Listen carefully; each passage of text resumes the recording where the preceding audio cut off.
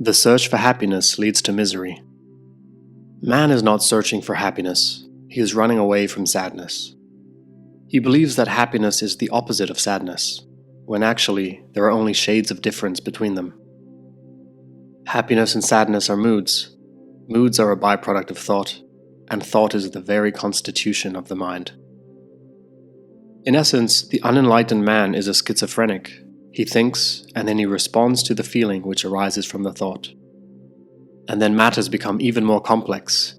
He begins to have a thought about the thought, and he begins to have an opinion about the feelings. He categorizes his feelings into likes and dislikes, and he attempts to find ways to cultivate the good feelings and avoid the bad ones. Thus begins his search for happiness. It is at this stage where the world of self-help, positive thinking, and motivational recipes come into existence. Books are written and articles are generated outlining ways to attract the good feelings and avoid the bad ones. Prescriptions abound, slogans and bumper stickers and 5-step plans flood the public consciousness. The majority of the writings argue that since feelings come from thought, why not think positive thoughts?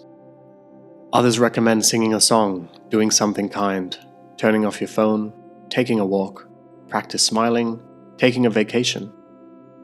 Do such things work? They certainly can. Why? Because the mind is an ephemeral element. It changes moods and preferences with every third breath. But that is not the real question. The real question is, how long does the good mood or the positive feeling last? The tide always returns, does it not? Cosmetic fixes will always lead to results equally cosmetic. While that may be the real question, the most important question is this: how satisfied are you with your current state of affairs? You may be a person who lives much of his life in bliss. You may have an even temperament. Your life may be relatively serene and therefore entirely satisfying.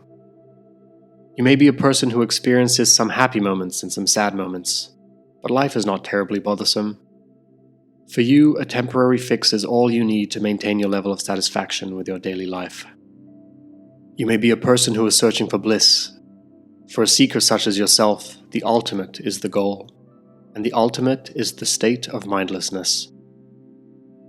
In the end, trading one aspect of mind for another takes you nowhere, for it leaves you squarely within the mind.